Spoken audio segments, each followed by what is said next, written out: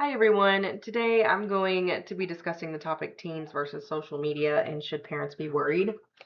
In today's world, it's so uncommon to see an adolescent without a smartphone attached to their hands.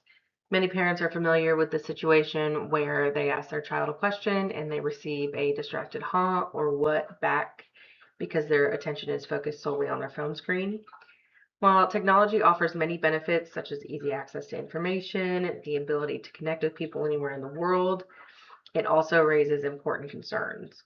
My research is going to explore how frequent social media use can contribute to mental health decline, loneliness, unrealistic expectations, and an overall lack of social skills as teenagers transition into adulthood.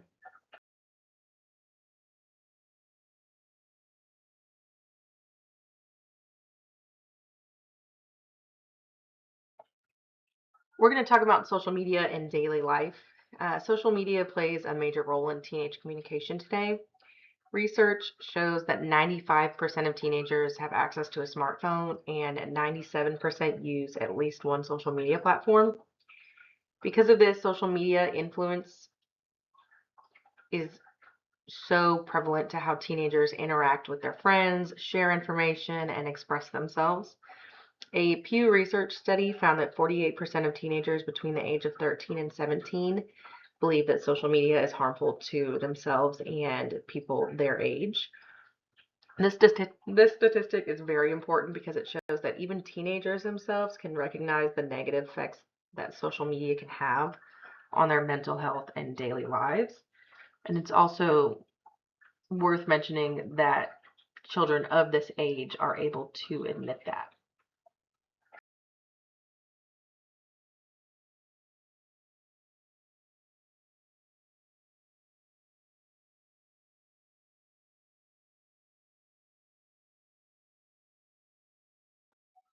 Next, we're going to discuss mental health and loneliness.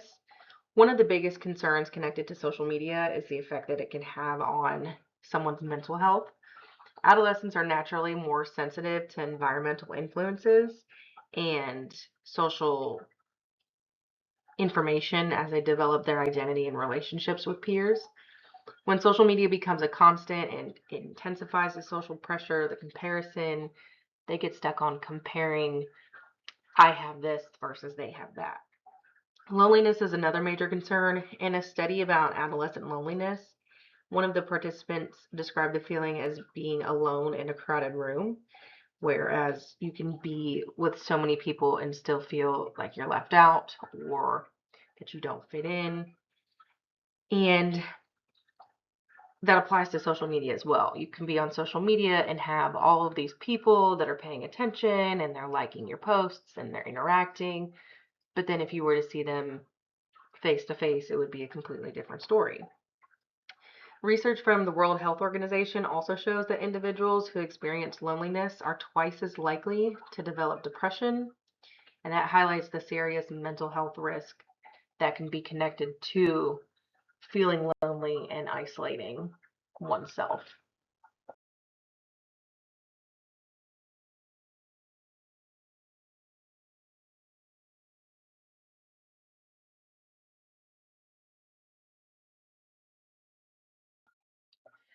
Next, we're going to talk about artificial intelligence. AI has become so prevalent in today's society. You hear typical conversations of, oh, let me ask ChatGPT. Oh, ChatGPT told me this, told me that.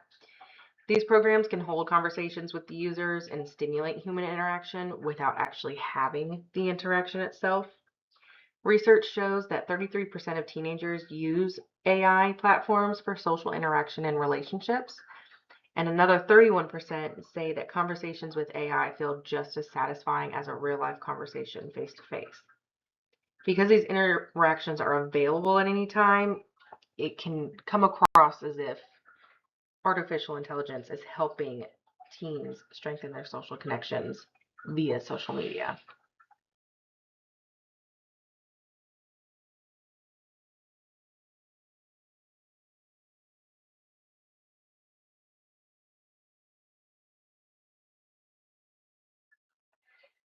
Next, I'm going to touch on how important true human interaction is one on one, face to face, in person. Artificial intelligence is prevalent, social media is prevalent, but it can't replace having a real human relationship. A study showed that 34% of teenagers have felt uncomfortable with something an AI program said or did during a conversation, which can highlight just how negative AI can be or how it can impact a relationship, quote unquote. Clinical psychologist Joseph Allen explained that teenagers are naturally primed for social connection, meaning that that's just how they are. That is something that is there. But social media interactions often lack the depth that's needed for meaningful relationships.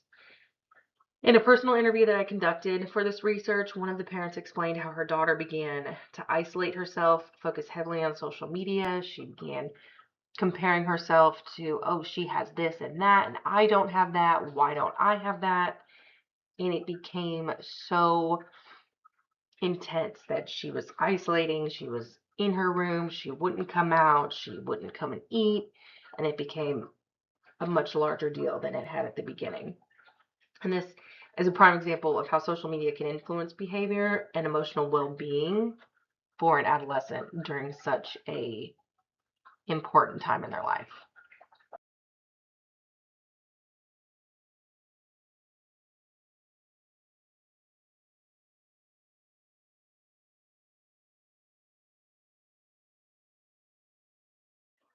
In conclusion, social media has become an important part of modern teenage life, adult life. Everyone has more than likely one form of social media on their phones. However, research can suggest that heavy social media use can also increase the risk of loneliness, mental health struggles, unrealistic expectations, and the teenage years are such a crucial time for developing social skills and building meaningful relationships and learning how to carry oneself as an adult. And that's why maintaining a strong face to face interaction and keeping real connections with other people is so essential for a healthy development. Technology will always continue to play a role in our lives. It is a tool of convenience. We just have to figure out the balance of encouraging online interaction and real world relationships to support teenagers as they grow up into adulthood.